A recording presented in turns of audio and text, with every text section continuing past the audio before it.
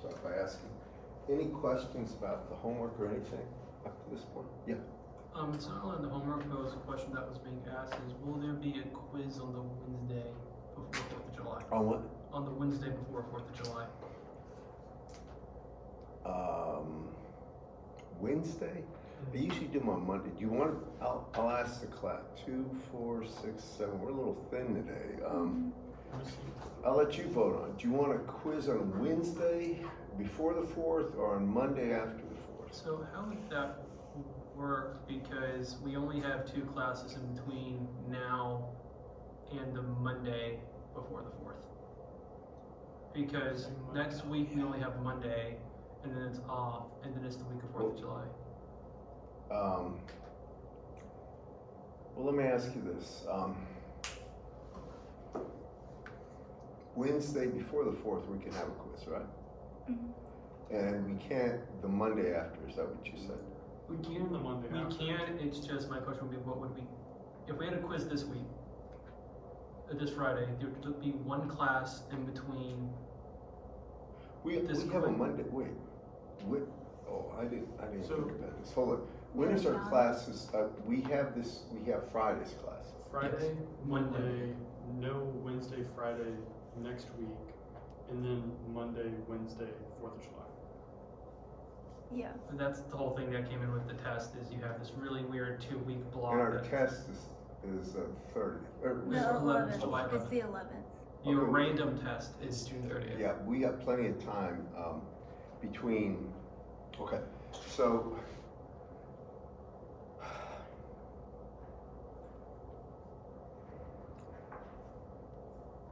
I'm gonna ask you this, would you like a quiz this Monday instead of this Friday? I'm just asking, because I'm trying to get a quiz in here, but it's up to, I'm trying to make it your decision, not mine. I need to get a quiz in. Yes, I understand. I'm just asking. I haven't really looked that far ahead. I like to get 2 lectures at least in before a quiz. That's what I normally do. That would seem fair. So, and you know, we can adjust as need be. So would you rather have it this Friday or this Monday? I'm just asking now. I prefer Fridays. I Friday. agree. How many want on Friday? All right, this Friday. And then how about on Monday we figure out when the next quiz is? Fair? That's fair. Because we're light here. We got And then that's the thing. I know I'm not going to name names. I know some people who are trying to figure out the plan there on 4th of July. well, they're traveling. I know that. I've got. It's not just this class. It's the class I got, the random class, and that's normal. And I'll try to be fair to everybody. I'm not trying to be difficult. Anyway, my primary goal is to teach this course, get the material covered that we have to for both random and this course. And random, I'm a little bit behind, but I can catch up fairly quickly. This course, I'm about on schedule, so I feel fine about this course, and I'm not worried about the day. But by the way, the summer schedule, whoever made the summer schedules, you know, I guess they try their best, but It's just you have a lot of weird breaks in it. It's like Juneteenth tomorrow. It just kind of makes it weird because a lot of classes is you have a test, Juneteenth test, which is kind of weird. And then you have a random Monday, and then you're off for 4 days. So it's just this kind of weird inverse 4-day weekend kind of. The summer is in the last 2 or 3 summers, COVID was the worst. I gotta tell you, COVID was by far the worst. But some of the weird things that happened this year, snow days. In my life here, and I've been here since 1985 in the fall, I have never had that many consecutive snow days. It threw out the labs, tests, it threw out everything. And I did my stuff online. Nobody had me here, but I did my courses online, so it didn't affect me directly. But a lot of other people just canceled class, did all this stuff, and that put everybody into a. It was like a once-in-a-lifetime storm. I know, like the Gulf Coast got snow on the beach.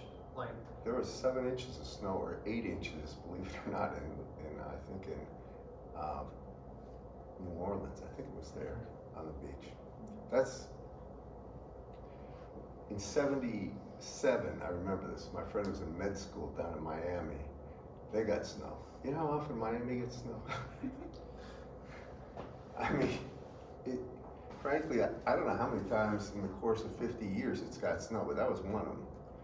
All right, so back to the actual topic of interest. Did you get a new computer? No. Maybe I didn't notice. I usually don't have it out. Huh? I usually don't have it out. I usually Oh, use this. okay. Anyway, I'm gonna order one, but it's not gonna be an Apple. It's gonna be probably a Lenovo, but I'm not sure anymore. It's gonna be might be $1 something, but it's gonna be a PC for a variety of reasons. Our software, almost all the software we have is PC based. Almost all. Okay, back to this. Any questions about the actual homework or anything related to the course up to this point? All right, what I'm going to propose to do, did you try the homework and stuff? Did you do it? No, you didn't post the homework. Weren't there there wasn't a homework posted? I didn't see one this morning. When I use that computer, it always works. I have a computer at home, and I'm wondering if there's a sync problem or what. All right, that's on me. What I planned on giving you was homework about beamwidth and stuff, basically to do the integration and power density. What I really want to do though, that isn't that in. To be frank about it, you can do these problems with your eyes closed. Basically, they're not tough. It's just getting familiar with how to do them. But here's something you could expect on a quiz, something like this. I'm going to go through the full problem. I got to explain something. When you have any antenna system, and this is important, any antenna like that, what you're really looking at is something as a transducer that takes electric current basically and turns it into a radiated electromagnetic field. And that means photons, if you want the bottom line. So how do we go about modeling this? Well, I'm going to start with the most basic understanding. We start with a voltage usually, some V of S. And this is going to have a magnitude and a frequency, as all of these things do. And then after that, what we do is we say that this may have a source resistance, it may not. There's going to be some source resistance. And then we talk about how you model this antenna right here. So the antenna is modeled if you have a source of an electrical source as something called the radiation resistance, just call it RRAD. And that is something that is a, quote, resistance that has to do with the power actually that's going to be developed here will be the radiated power, remember that. And then there's going to be some reactance. Now it could be reactive, it could be positive or negative reactive, JX. And this is something where whatever is developed here, the voltage there, it has to do with near field energy. Do you remember me talking about near fields class at all? If you have a capacitor and you just charge up a capacitor to a voltage, there's an electric field around it. Do you all agree with that? That electric field is not radiating, it's static. If you would integrate 1/2 the magnitude of the electric field squared times epsilon over the range of where it exists, you'd find the total energy, electrical energy in that capacitor. But that is all near field energy. It's never going to propagate away. And as a matter of fact, if you have a capacitor with a low frequency voltage on, it will develop fields that basically increase, go to 0, then you might say increase in the opposite direction for whatever direction they were. But those fields don't radiate. They're called near field energy. The near field energy always has a reactive sense to it. So that's why I put this there. This would be the radiation resistance of the antenna, and you can call this the radiation reactance. We don't care about that, and that's bad. We'd like to get rid of that. Now, the power that we need to get, the radiated power, P rad, or sometimes called the total power, is going to be equal to 1/2 times the magnitude of I squared times R rad. I'm assuming the peak value of the current. That's the radiated power. Do you all follow me? So this is really something that it tells you if we can figure out the current, and I think you can all see this, the current here would just be, it would be peak value. It would be Vs over the quantity Rs plus R rad plus J X rad. And you would have to take the magnitude of that, but then you can get P rad. Do y'all follow me? It's not a hard, this isn't a big jump in logical stuff. So once you have that, now you have your antenna. And when you have an antenna, and I'll start here, this just represents any antenna, it doesn't matter. But that antenna, now you know the radiated power coming through it. And that P rad itself goes in, and then the antenna's gain affects what happens after that. Now the gain is almost always a function of angle, and if it's the vertical angle, or if it's a function of theta, which it usually is here, then you can say if we go out a distance r away, we can get the actual average power density at that range. Do you all remember, I know you didn't do homework on this, but do you remember how I told you about, if you had, let's assume I have a gain on this antenna, which is going to be the same as the directivity. So I'm going to say the efficiency of this antenna is 1. And remember, gain therefore would be equal to directivity if the efficiency is 1. Do you all remember this, class? And you can say it's going to be some function of theta, but it doesn't really matter what it is. So the average power density here, and remember this, first you take the total power radiated, which is right there. You take P rad and divide it by 4 pi r squared. And that is, the term I use is isotropic power density. It's what would be present if there was no focusing ability of that antenna, the focus power. Then once you have that, now you multiply that by the gain or directivity. Frankly, I like gain better. The gain of the antenna is a function theta, and now you have the power density at a point in space. Y'all with me on this? Let me ask you that. We're assuming this is the radiated power density, or we're in the far field. So I didn't state this explicitly, so we assume we are in far field. Is it raining out there right now? Because Anna Grace was here today, and in my earlier class, who else are we missing? We're missing Perry. Nate and the person who sits next to me. Riley. Right. Riley. So we're missing 3. Is something going on? Anna Grace wasn't in our class. What's that? Anna Grace wasn't in our class right before this. She was in that random, right? The econ Econ class. Oh, I mean, but she was in random. I Right. Yes. don't know. Maybe there's something that happened. I know there's a horrendous amount of rain, and if somebody got soaked, they may went home to change or something. And there were a lot of wet people out there walking around. Did anybody get soaked in here?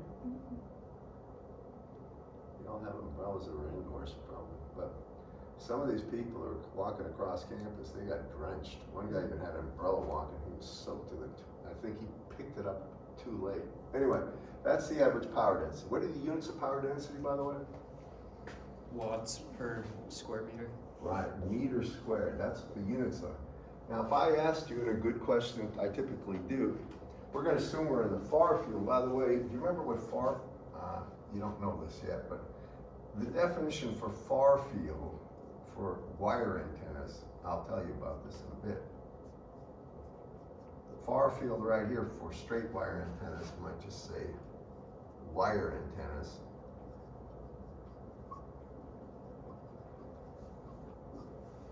Is R is greater than lambda over 2 pi. I'll prove that later, but just remember, you have, it's basically for a straight wire antenna, if lambda is the wavelength, and you divide it by about 6, you have to be farther than that away to assume far field. That's the only thing you really care about. At this point, don't worry too much about this. We're assuming we're in the far field. So if I wanted the electric field, how would you get it? It's a propagating wave. It's in effectively free space. Do you remember? That's power density. Do you remember what the power density is for a propagating plane wave? Anybody? In terms of the electric field, I bet you do. It's what, 1/2 E magnitude of E squared That's right. over, this is air 8 naught, isn't it? Right, it would be the intrinsic impedance, eta naught.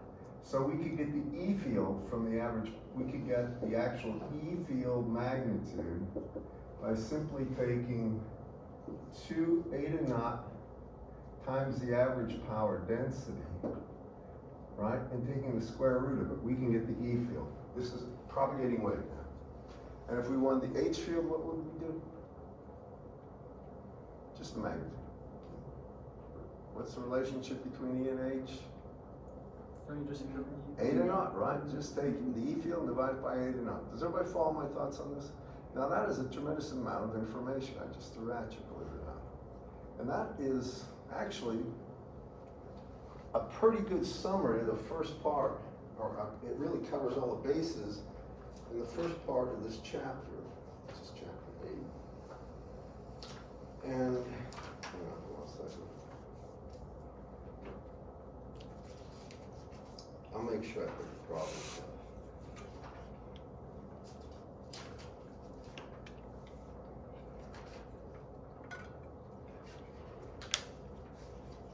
When I get this full more of the people in this class, I'd like you to all to take a look at the anechoic chamber upstairs. How many people have seen it? How many people know an you've seen it before? is, if I'm thinking what it is, the anechoic chamber where it's, you have an antenna in the middle and there's a whole bunch of radar and sound absorbing It's material. basically called radar absorbing material. They're pyramidal horns. If you've ever been to a sound studio, it looks just like this. They have Oh, yes. pyramidal horns, they're blue upstairs. And what they do is absorb electromagnetic energy with almost no reflection. What that does is it simply simulates free space, like putting an antenna out there in the middle of nowhere where there's no reflections. That way when you actually measure the electric fields that are going to be incident on a target or the reflected electric fields from a target back to where the antenna is, you don't get the actual bounce from the walls and all that stuff that can interfere. And it's something everybody should be exposed to. So when the rest of the people get here, after class, whenever, maybe they get here today, we'll go upstairs and just take a peek. It's on the 4th floor. Just a quick peek, but I want to make sure everybody sees this. So we know what directivity is, and we know most of the time you don't calculate directivity. You look it up, because most of the engineering you do, you're going to get something. You're looking to purchase an antenna. Recovered efficiency, and we should do at least one problem with this, and I'll create one if I have to.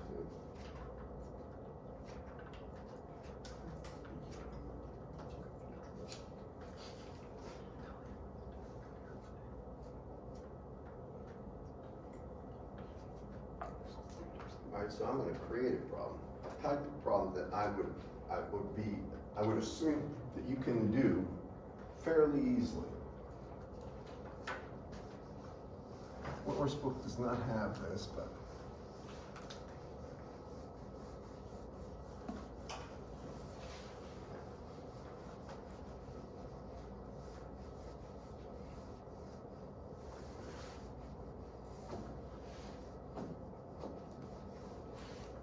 I'm just curious. Is it supposed to rain the rest of the day? I think it's supposed to be on and off for So until everything, like 5. everything right now, there's a 35% chance, and then it hovers about between 10 and 20% till 5 a.m. So 5 a.m. 5 p.m. No, 5 a.m. This is just the overview. The actual other channel website says there's a 43% chance, there's a 71% chance at 3, 53% chance at 4 p.m., 38% chance at 5 p.m. I have a selfish reason for asking. Besides getting rained on, I like to swim outdoors, and they shut that pool down. There's lightning within 8 miles, and But I'm just very curious. For missing 3 people, that's the most people we've missed, I think, here.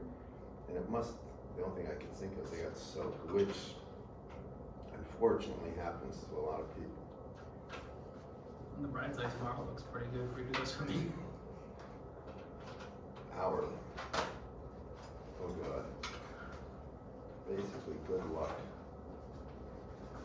You might be able to, if it doesn't thunder, you might be able to squeeze one in at 4 p.m. if you don't mind getting rained on as you swim. You're already wet. Some people are weird about that, where they'll gladly swim, but as soon as it starts raining, they'll get out. Rain's fine, lightning's a different story. Okay, so here's the problem. You always, I try to give you a tip of what kind of problems you should know how to do, because it might come up on a quiz. And usually, if you look at my quizzes and what I've told you, they're pretty predictable, honestly. If you miss class, is where you get in trouble. And that's the only time I've ever heard people complaining that they never saw anything like that, was where they missed the class and for whatever reason they didn't watch the lecture. By the way, can everybody get those lectures and look at them? If you miss or you need a review, please do. So here's a typical kind of problem I would give. So if I have plus to minus, I'm gonna have a source with a magnitude of 100 volts, okay? Just 100 volts, and you can say an angle is 0 degrees. Make life easy. And I'm gonna have a source resistance of 20 ohms. And then I'm gonna have an antenna here. And the antenna is gonna have a radiation resistance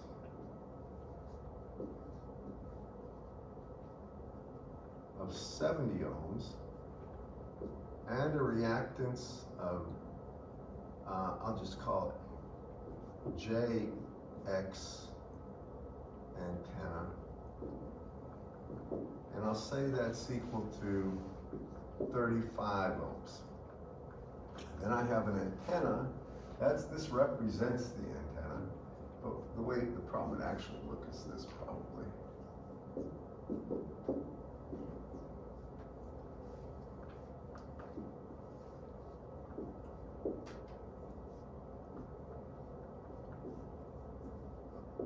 And I would just show you something like this, where this is the antenna.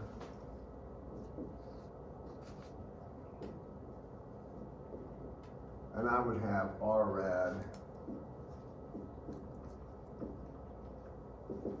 70, X rad equal to J35 ohms. And then I'd say the gain of this antenna, and I'll do it from the vertical axis.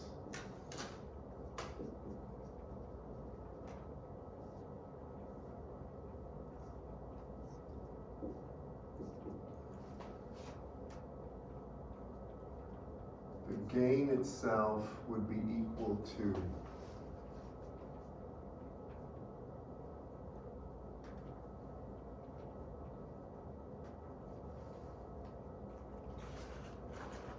(1.5) times the sine squared of theta.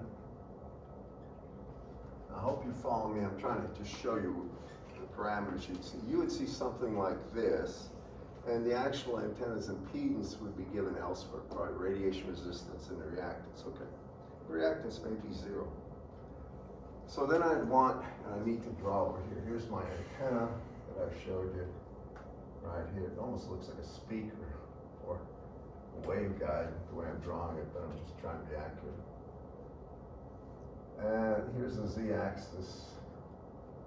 And I'm going to ask you, at a distance of r equals 20 kilometers at an angle here of 30 degrees, first thing I want to know is, what is the power density here? Average power density. That's my first question. So how would you get that, guys? Well, I'm at it. I also want the magnitude of the E field here. And the magnitude of the H field. These are just typical kinds of questions, and this really shouldn't be very trying to you if you've listened to it earlier. So how do we go about doing that kind of problem? Where's my starting point, probably? Start off finding IS. The current, yes. You have to get the current through the antenna if you want to go anywhere with this kind of a problem. So how do we get I right there? This is I antenna, or just call it I. Doesn't matter. There's only one I in this. Source voltage over all the resistances. So it'd really be, why don't you do this for me if you don't mind, whoever has a calculator. And the real impedance is going to be 20 plus 70 or 90, right? Plus J, and the reactive impedance is 35. I just need the magnitude of that. Take the magnitude of this. Magnitude is 1.0356. 1.0356 amps. I'm assuming he's right. If you don't have time to confirm, it's okay, but y'all with me in this class? Now, if you have that, where's my next step? You're right about everything. Then we go to PRAD. Okay? And he's exactly right. The radiated power, what is your first name again? Nathan. Nathan. I am getting to know people, but it's not my primary focus. I don't have a large number, so I only have 20 students. Actually, there's several of them that are redundant. Elijah and Anna Grace. Is there anybody else that's in the same classes? Okay. You are, yeah. What's your first name? Jackson. Jackson. I remember you told me. Anyway, but it's not a lot of names. It's just, I don't like calling on people's names simply because I think at least one other time in my life I got a person really angry when they got called on. They hate being called on, so I throw this out in the classes. All right, so what's the radiated power? Half the magnitude of I squared times the radiated resistance, which is 70 ohm. Times R rad. I'll tell you one tip that I'm learning. If you write the formula down before you solve it, because some people just write down the, oftentimes if for whatever reason you're doing something stupid, it'll come out with what you're right. There's something about that. So this is going to be 1/2. And then here we have a current of 1.035. We're squaring, it's about 1 square. And then times the radiation resistance, which is 70. And how many watts is that? 37.565.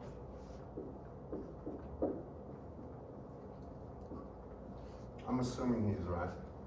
Do y'all agree with that? Jackson, can you see this? I can. I mean, I'm sorry, his head is like right in the way. My bad. It's not your bad, but y'all follow me on this one? All right, now,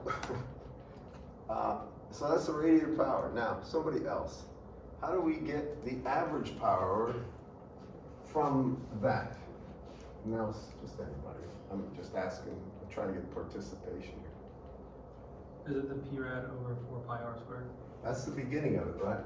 So we're gonna take P rad over 4 pi r squared. Times the next gain theta. times what? Isn't it gain theta?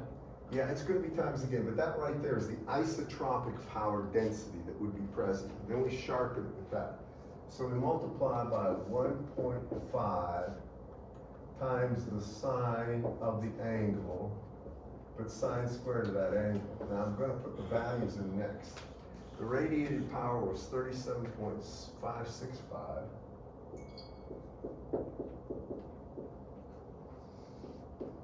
Over 4 pi, the distance was 20 kilometers, so that's 2 times 10 to the 4th squared. And the gain is 1.5 times sine squared. It's sine squared of, and this is 30 degrees, right? Isn't sine 30 1 over square root of 2? Or 1 over 2, pardon, 1 over 2. So it's 1/2. So at the end of the day, when we go through the calculations, what would that be?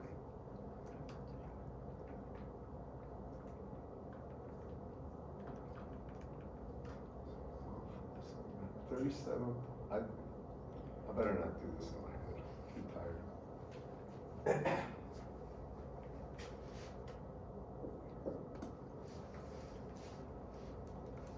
I'll take it from anybody. I'm trying to give you a complete problem, not just segments of a problem.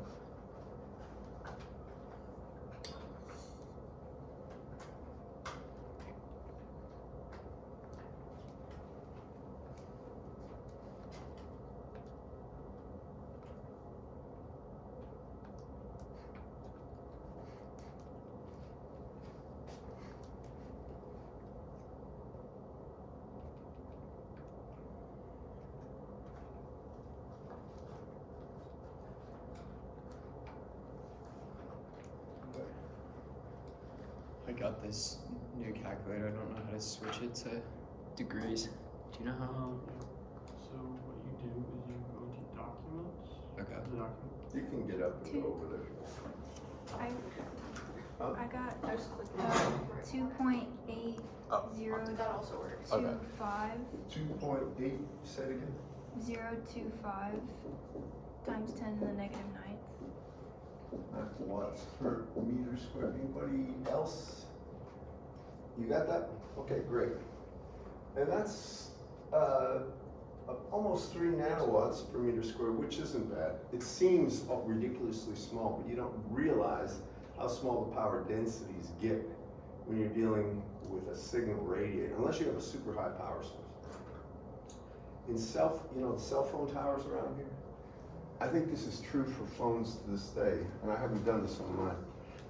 You can actually go, you'd have to look this up online, and you can look at the actual power, the power that you're receiving at your phone. That's the real power, it's not power density. Receiving at your phone, and it will be in dBm, and it's usually about minus 95 to minus 110 dBm. That is in the threshold of what's observable. I'm telling you, it's a very low signal strength, typically.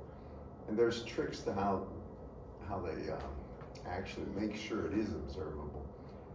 But there's not much power density. I mean, does anybody know how to do this on the new phone? I looked it up. You mentioned it a few weeks ago. You type in some code into the phone and call it, and it opens a window. diagnostic window. Yeah, but the neat thing about that is, like cell phone towers, what you don't realize is a large building, especially if it's got a lot of metal in it. If there's a cell phone tower somewhere, like on one side of it, and they put this thing up, if it's really tall, like Haley Center, and you're on the other side, as you get close to the edge, there isn't enough diffraction around and stuff. That signal strength might be almost zero, and you can't talk to the guy, even though the cell phone towers may be only less than a quarter mile away. By the same token, if you get multiple bounces, like off of conducting surfaces in buildings, you can be technically out of range and you can get a signal because you're getting reflections that are constructive, but that's another story. Cell phones are notorious in big cities for having areas where they're just blank, or in mountainous country. Is anybody here from Huntsville at all? Well, there's an area, if you go up 65, and I think it's Hartsville, and you're going over, I think it's 31, and it's to get to 231, if you're getting all these hills. Every time I go over this one, it's like, no signal at all. I'm talking to my brother, something gone, come up. All of a sudden I hit the high point, talking again, gone. And it's like, that's how bad it is with cell phones, towers. I don't know what this is.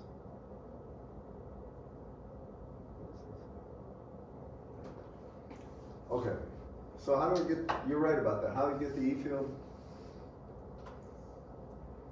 Into the square root. We say that what? if we know that if we look at this, the 1/2, I have it up here. If I look at the formula, average power density is equal to 1/2 times the magnitude of the E field squared over eta naught. I simply take the average power density and it's times 2 eta naught square root, and that would be the magnitude of the E field. I want to make sure everybody sees this, that's not here, that's watching that lecture. This lecture, you with me? Can you give it? It's 2.11304 times 10 to the negative 6. What, is that right? Whoops, I didn't square root, my bad. Yeah, that's really small. Hang on. It should be milli, I think. Of the order of millivolts per meter.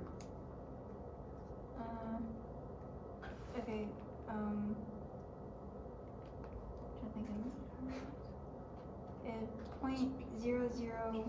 0.001454.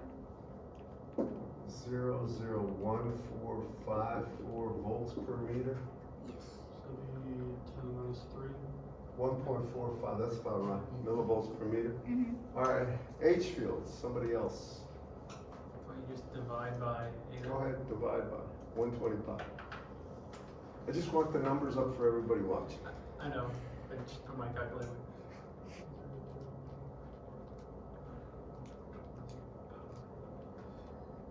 .000 4 zeros and then 38066. 1, 2, 3, 4 zeros and what? Then 38066. Is it possible for you to put this stuff in scientific notation? Give me a second. Yeah. Not me. I mean, on the test or quiz, I think the grader would be very grateful if you put it in terms of. 3.8 e to the negative 5. Is that right? I got minus 6.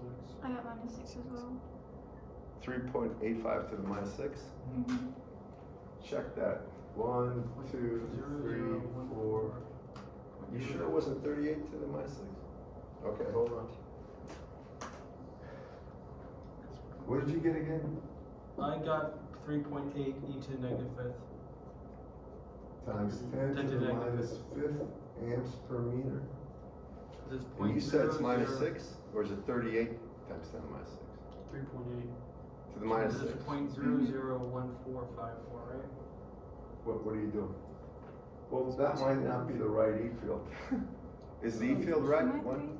No, Well, hold here's on. the thing, I put that in, so theirs might change if they are carrying in their value from their E field. Not by that much.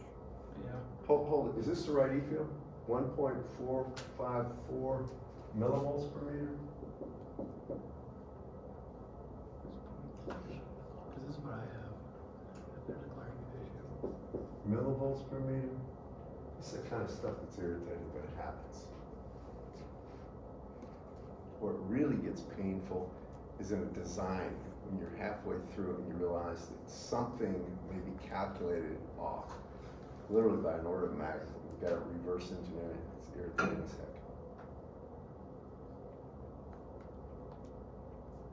I just want to make sure it's right. First, we got to make sure that E field's right. What is wrong? Oh, that's yours. Yeah, that's yours. Then that needs to be an extra 0 there. I mean, What? Because if there's a not millivolt per meter is right. There should just be another 0 in the What? in the E field. In This the should be field, there's a- 1.454, right? Yes. Mm-hmm. Well, that's 1, 2, 3. That is millivolts, right? Mm-hmm. Well, anyways, it is minus 6. That is. I got I'm getting minus minus 6. 6. Minus 6 right here. Yes. Yeah, for the Okay. H field. I'll go with minus 6. This can irritate me. Good. You getting this, Jackson? Or? Yes, sir. Okay. We good with that? That's typical kind of problem. And of course, I would expect you to be able to reverse engineer it. Let me tell you exactly what I mean by that. So I'm gonna say I have an electric field at 20 kilometers from the source of this value. Now, it would have to give you enough information so you could get the gain. You've got to have that now, follow me? If you got the gain, if you've got this, then you got this, follow me? We're going backwards. You got this, you got the power radiated. You with me on this, class? Got the power radiated, you got the current, you can figure out the voltage. Can you all follow me? So that's the kind of problem I give on quizzes. And people oftentimes, if I just give it E-field, they don't know where to begin because they haven't thought it through. That's the reason I'm saying it explicitly. Think it through. It's not hard to do, but you have to know what, I guess, the sequence of steps that would be logical. Okay. Now that I said that, the next thing we're going to do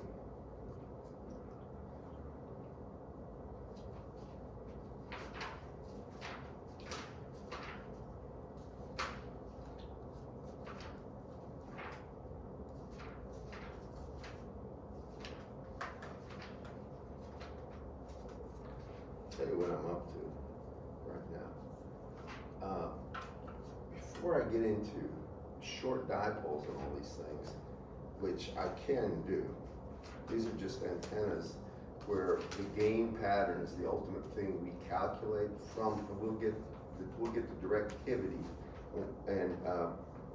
but what you're really doing is using a known current distribution on these straight wire antennas to get the actual radiated electric field.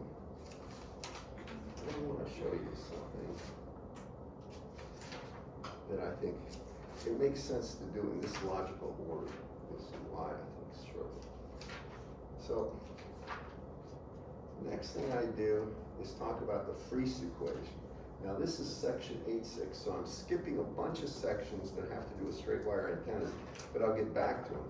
The logic of this should be evident because here, you don't care what kind of antenna it is as long as you know the gain. And this is real important what I'm about to show you. And it could be on the, matter of fact, I would make sure I understand this, so just keep focused now.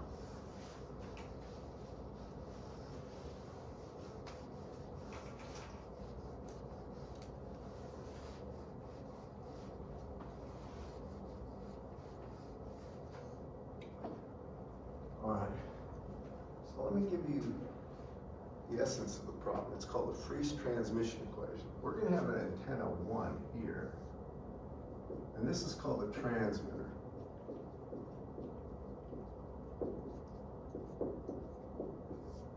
And this transmitter has a gain of the transmitter. We're going to assume we know the gain of the transmitter. It can be a function of angle. Almost assuredly, it will be a function of angle. Y'all follow me on this, guys? And this antenna right here is going to transmit a total power P transmit.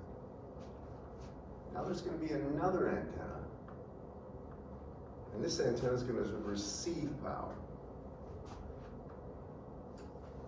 I'm just going to say it's at a distance r away, and the gain of this second antenna, it can be a function of the angles, so you have to make sure you can't get the right gain, but the second antenna here,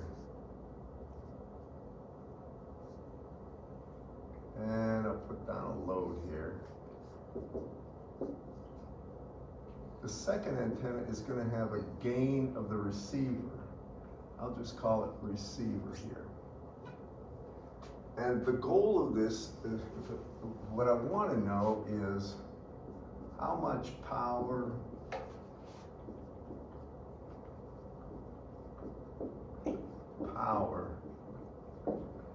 is received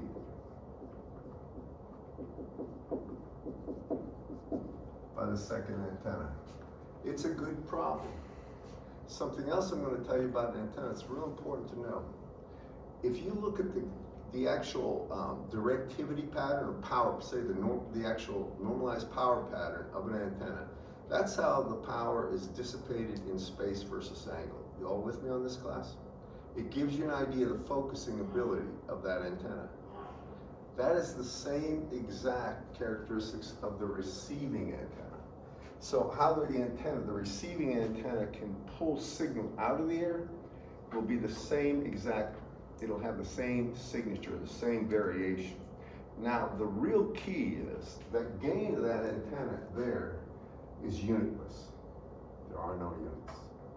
But here, this receiving antenna has something called an effective aperture.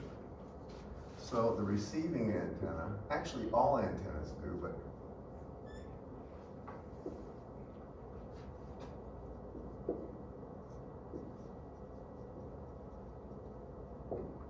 has an aperture.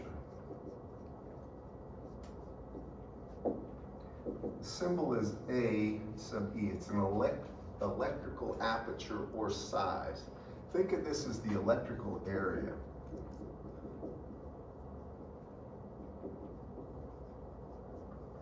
It's how big the antenna looks. And this, I can't prove this right now. The proof in his book is not real proof. It's in arguments from symmetry, but what this is, the effective aperture, is really proportional to the wavelength squared over 4 pi times the gain of an antenna. Now, this I think you can understand. Lambda squared over 4 pi is not a function of angle. It's only a function of the frequency. But if you look at this, you see how the aperture, if gain varies with angle, the aperture will vary with angle. Can you all see that? If gain here is varying with angle, say sine squared, this is going to vary with sine squared of theta too. You with me?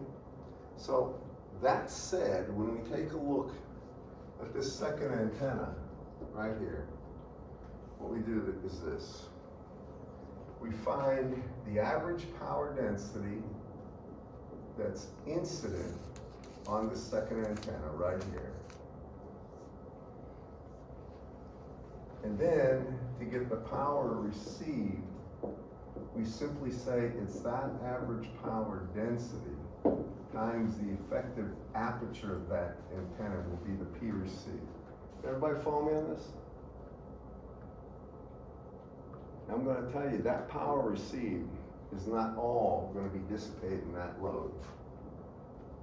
At most, this load can dissipate 1/2 of that power.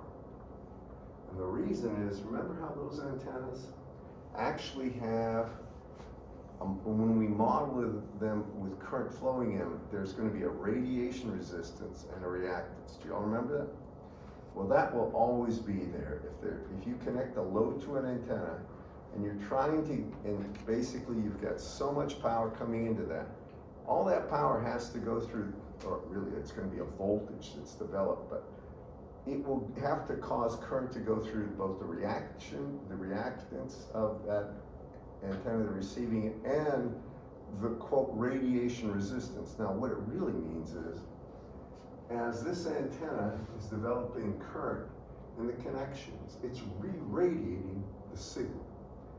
And what happens is, if you have just an antenna like that, and you don't have any connection, any load at all, in other words, an open circuit, all the power that comes into it is reflected. If you have a direct short, all the power comes into it is reflected. This is an important concept. Theoretically, some of it's going to be lost, but it's going to be reflected, not always reflected in the same direction it came from. It's scattered in every direction, but nothing gets out. There's a sweet spot where if the load has the conjugate value of the antenna's impedance, the radiation resistance and reactance, it will get the most possible power out, and it's exactly 1/2 of the total power received. That's the most you can get out of it. That's an important concept that's sometimes missed. So I'm going to get into that in a second, but first, you all follow me in that? So how do we go ahead and, if we have this is total power received. And remember, the only thing I need is the average power density that you guys know how to get right here. You need the average power density right here. And you need the electrical size. Well, if you've got the gain of that second antenna, lambda squared is just really, for free space, is C over F, right? So lambda C over F, square that and divide it by 4 pi, and you have the factor you're going to multiply gain by. You with me on this, class? Now, before I go down that road, I want to do one other thing. And this is the Friese equation. I'm going to put it right here. What they want really is they want to calculate how much power is received based on how much power is transmitted. Can y'all follow me in this? So we have so much power transmitted. Let's just leave that alone. And the power received, first we take the total power radiated, P rad, and we divide it by 4 pi r squared. That's the isotropic power density that would be at this point. Then we multiply it by the gain of the transmitting antenna. That gain is a function of angle. Y'all with me, everybody? All right, now that would be the power density at this point. Do you all agree with that? Now we have to multiply that by the aperture. And the aperture is really going to be lambda squared, right? Times gain of the receiver, right? Over 4 pi. And that would be the power received. I hope you follow me on this one. So that's the total power received by the second antenna. Not dissipated in the load, but the total power received. You all with me, class? Okay, now, what I need to do, and this is the way it's usually done, is a ratio of P received to P either transmit or radiated. Then I can say this is P received over P transmit. Either one is a transmit, radiated, same thing, yeah. What's the, is that P load on the bottom of under P receive? In your This is ratio? P radiated. The total Okay, I just radiated. couldn't read the I'm sorry. subscript, sorry. I scribbled. This is P, it's the total power radiated. Is everybody with me on this one? Now, if you take a look at that, well, I'm gonna go ahead and I'm gonna sort of pull things out. First, if I divide both sides by P rad, I get this. Then I'm gonna rearrange these things, and you can see one thing that's neat that happens. Now you basically get lambda over 4 pi r, and you square that term, and then you take the gain of the transmitter times gain of the receiver, and that is this. This is called the Friese equation. This is the Friese equation. It's spelled F-R-I-I-S equation.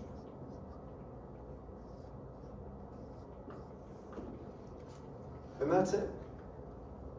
We'll do an example of this. So, one of the things you can see from this is the higher the gain is the receiving and the transmitting antenna, the better that rate, or the larger that ratio is. And gains are almost always in dB. Do you remember me talking about gain in dB before? Or things in dB? So I want to make this clear because mistakes are made right here with what I'm about to tell you. When you talk about gain or directivity in dB, that's 10 times the log of the gain, and that is the linear gain. In other words, it's unitless. So I'll give you an example of this. If we take a look at gain, actual value, and gain in dB. Now, just work with me on this one. If the actual gain is 1, that is isotropic. That means there's no gain, basically. There's no focusing ability. Do you follow me on that? If you just take P rad over 4 pi r squared, that's the isotropic power density. If you multiply it by an isotropic gain of 1, there's nothing focusing. It's the same in every direction. You with me? So what's the gain in dB? What's the log of 1? 0. That's right, it's 0. Now, what about if I have a gain of 10? What is that in dB? It's 10, exactly, right? Because you put a 10 in front of there. Y'all see that? So that's 10. What if the gain is 100? 20. You'll see it. Gain of 1,000. 30. And you can see one thing. Count the number of zeros after 1, and that's the gain in D. It's 10 times that in dB. Y'all follow me in this class? That's real important. And what I'm going to tell you is when you're getting gains over 30 dB, that's a very, very narrow beam antenna. Most of the power, and I'm going to tell you this, when you talk about an antenna, and you know what it's called the beam width. Now, here's something you don't need to know too much about yet, but I should show you. If you look at the value of directivity for high gain antennas, now high gain means narrow beam width. That means most of the power is over a very small angle. When you have this, what you can do is say the directivity is approximated as 4 pi over the beam width in the phi direction and the beam width in the theta direction. And by the way, the beam widths there are half power beam widths. Now I'll show you how this is an interesting thing. So the one antenna for sure where the beam widths are about the same in both theta and phi is a parabolic dish. Does everybody know what a parabolic dish looks like? Is that the one that's like on houses? Yeah, it's basically what? It looks like a bowl, right? And it has a feed right at the center. And what that really is doing is concentrating as best as it can all the power from that feed horn straight out. Now there's variation, there is a beam width to it. But if you think about a parabolic dish, and directivity and gain are about the same. Let me show you what happens. The gain of a parabolic dish can be about 60 dB. So I'm going to say the gain is 60 dB. So I want to know the linear gain of that. Well, come over here. 60 dB would be 1 million. Do you agree with this? By the way, that's a big dish antenna. Do you know where Arecibo is? Down in Puerto Rico? It's one of these deep space facilities. It's basically a radio astronomy facility. Anytime you get really large, I mean, that gain that's huge. So the linear gain for this would be a G of, or a linear directivity would be 10 to the 6. Now that is a lot. But let's take a look at the beam width of this. And this is where most of the power is going. When I say most, because of the problem with side lobes, I'm going to say about somewhere between 85 and 90% of all the power radiated will be in this. There's a lot more to this, but it's basically most of the power is radiated. So let's figure out what that is. Now that's in radians. We're going to assume next that the actual 3 dB phi gain is the 3 dB theta gain. So that means I have a directivity there of 10 to the 6th equal to 4 pi over, and here I'm just going to take, I'll use the theta beam width because they're going to be about the same, and square. Can y'all follow me what I'm doing?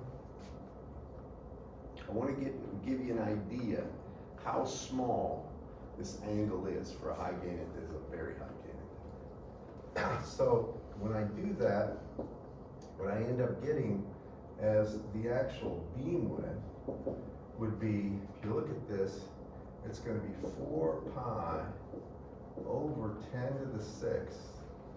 And then it's going to be the square root. That would be in radians. Does everybody agree with that? Now, I don't want you to do this calc. That would be in radians. If I multiply that by really 180 over pi, now I get it in degrees. Do you agree with that? Can you give me that number? This is how small it is.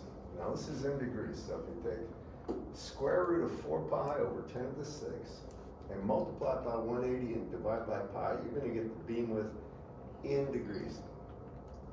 I'm very curious about that too. Yeah.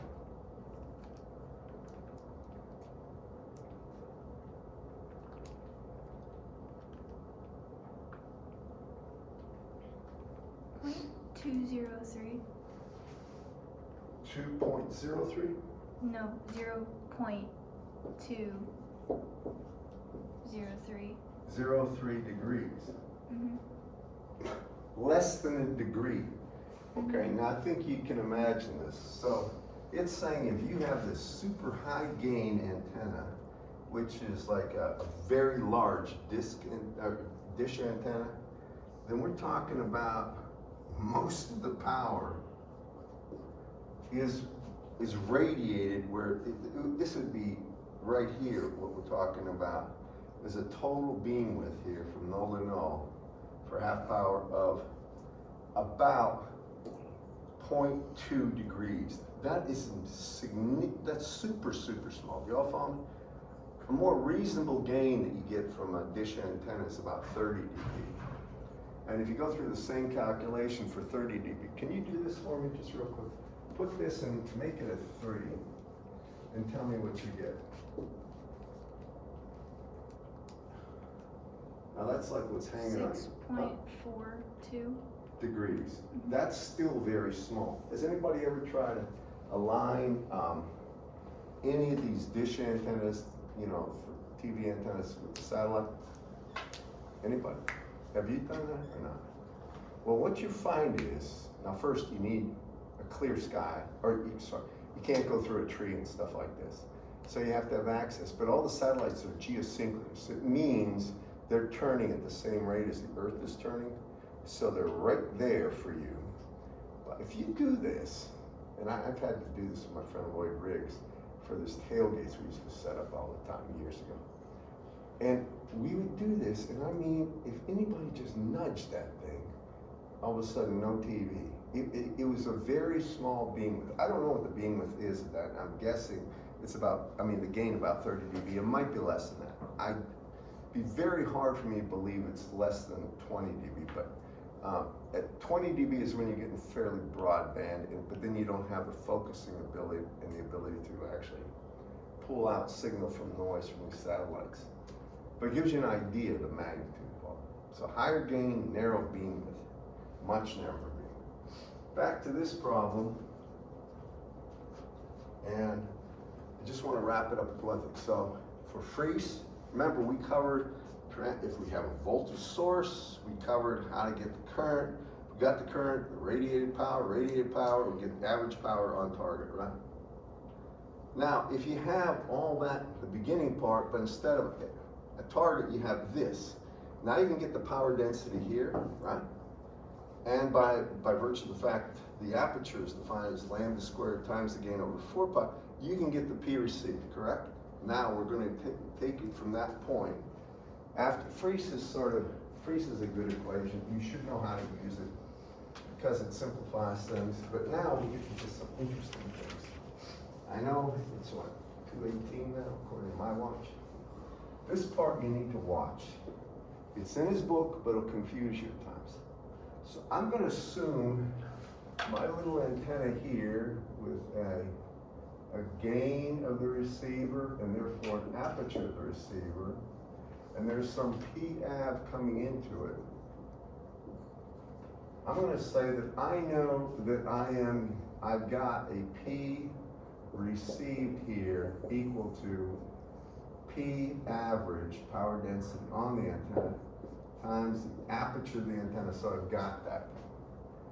Now I'm trying to figure out how much of that power is actually going to get to a load that I have.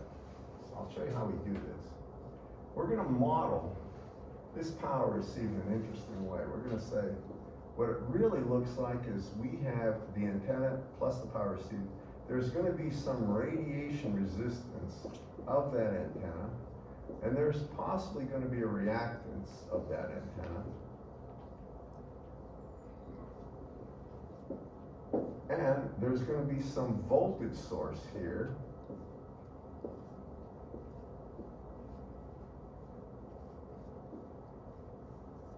All this is the antenna, and I'll get out of your way in 1 second. So we're assuming this is the antenna that's receiving. It's the receiving antenna.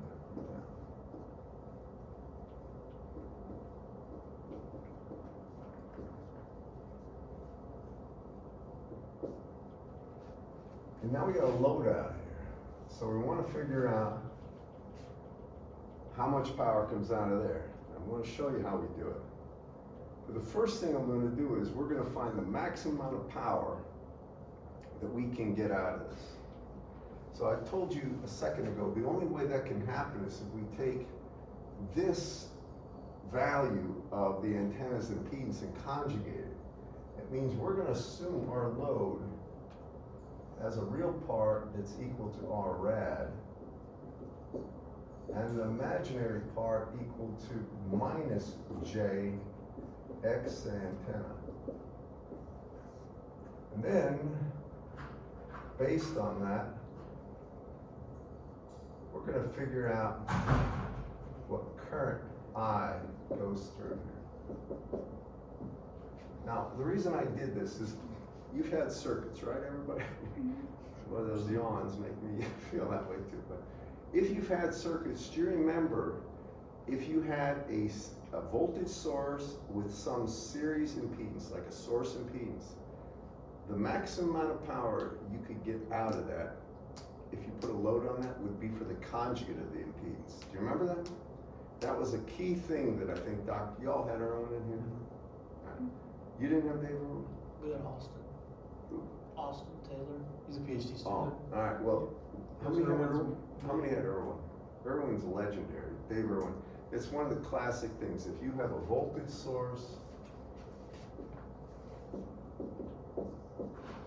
and you have some impedance here, Z source, and you want to figure out what kind of a load will get the maximum power out, it'll always be with the source being the conjugate, or the load being the conjugate of the source impedance. It'll always get you the most power. Go to the extremes. If that source or if the load impedance, which is I'm showing as the conjugate of the source, is an open circuit, you get no power. Do you all agree with that?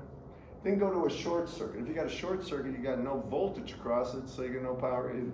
But there's a sweet spot where you get a maximum amount of power.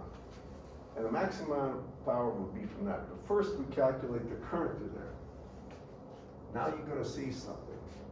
If current flows through there, all right, first we're going to take a look at the total impedance of this thing. What is the total impedance? Well, it's plus J antenna, plus R rad, plus R rad, minus this antenna impedance. So these two cancel.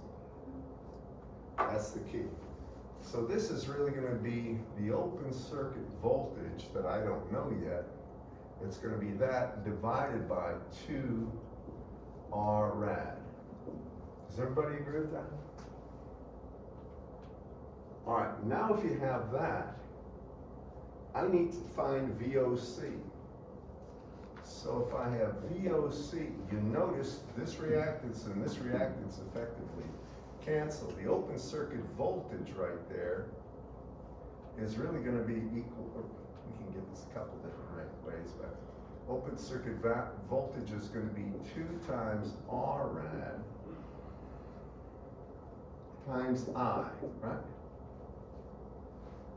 Does everybody agree with that?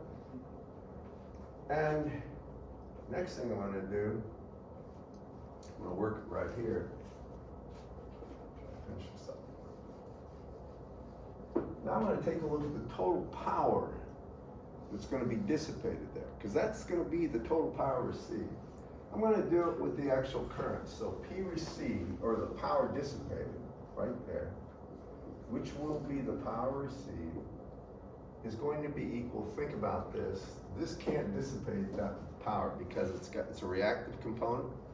So it's going to be equal to 1/2 the current flowing, or it's going to be magnitude of VOC over 2 rad, current squared times R rad. Does everybody agree with that? The current would be VOC over 2 rad, R rad, right? Keep watching. That's P received. We know P received, right? Keep watching. So this becomes P received here is going to be, well, I got 1/2, and then I have when I take a look at this, it's gonna be VOC squared over 4 R rad squared times R rad. As such,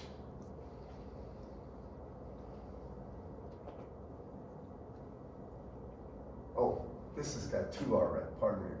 When I look at this, this is 1/2 VOC, the current would be VOC over 2 R rad. But when you think about the total power dissipated, there's 2 R rads. There is 2 R rad here, so I'm sorry about that. So 2 R rad.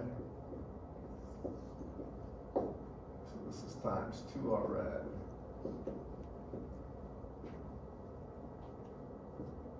Okay, not quite done. This 2 cancels this 2, and I can see that P received here is going to be equal to VOC squared over 4 R rad. And that means VOC, and this is the kicker, this is the thing that's important. VOC, or the open circuit voltage, is the square root of 4 times R rad, only the radiation resistance is important, times P received. And this is very, very important. So before I leave it, you with me on this, class? I'm gonna tell you, I will ask about this, so now you know. Now, if I look at this for a second, you'll notice that if I have VOC, let's assume we can get this. Remember, VOC is all based on the received power, total received power density. You get the received power density by finding average power density incident on that antenna and multiplying it by the aperture. And the aperture is lambda squared over 4 pi times the gain. With me on this, class? Now back to this for a second.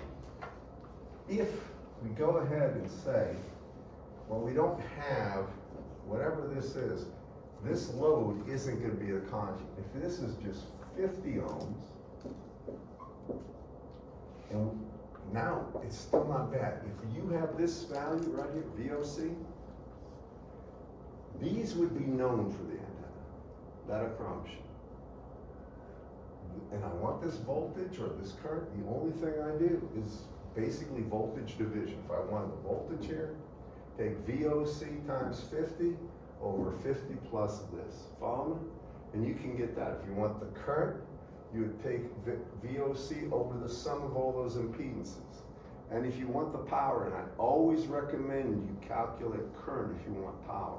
If you want the power dissipated by this, remember, power dissipation only happens with resistance, not with reactance. You want the power dissipated? Take 1/2 the magnitude of the current flowing in this thing squared times the resistance, okay? And that's it in a nutshell. And I made it in time. I think I got a minute left, don't I? Now I threw a lot at you in a sense, but really the beginnings of that I started with the equivalent of what the antenna looks like electrically with the impedance, that basically being a radiation resistance and a reactance. I think you can handle that. The power on power density on target, I think you can handle that. The amount of power received is the aperture is related. You do some problems with that, you should be okay. And then how to calculate, my typical problems are really, I give you an antenna over here with a source, and I give you a second antenna over here with a load, and I ask for the load, I'll ask for the power density. Here, this is always the way I do it. Power density here, total power received, maybe power density, electric field, H field here, right? Then I ask for power received. Then I ask you to draw the equivalent circuit with the open circuit voltage. How much voltage or current or power is received by the load. That sort of encompasses everything I talked about today all in one problem, okay? Any questions? All right, man. I will see you Friday. I'll give you homework this time. Please send me an email. And I'm gonna use that laptop and I'm gonna double check somehow or call somebody. Maybe I'll email one of